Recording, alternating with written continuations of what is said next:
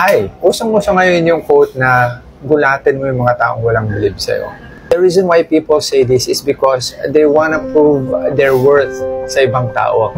So malamang may mga taong hindi naniniwala sa kanila, hindi naniniwala sa kakayahan nila, hindi naniniwala sa kung ano yung meron sila, hindi naniniwala sa galing nila.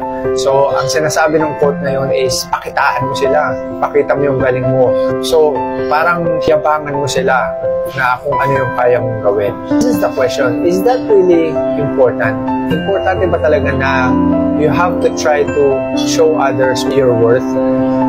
Sa totoo lang, in whatever situation you are in whatever form you are worthy, you are valuable. Kasi create ka ni God.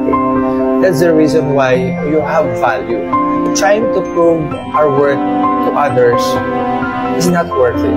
Pag namatay ka sa burol mo, people will not talk about kung whether or not nagulat mo yung mga tao na walang believe sa'yo. You know what's important? Ang importante is yung sinasabi ng Matthew 16:26. For what will it profit a man if he gains the whole world but loses his own soul? Or what will a man give in exchange for his soul? Ang importante is, ano ba yung kalagayan ng soul mo? Kasi time is short. Maiksi lang ang buhay. You have to think about your soul.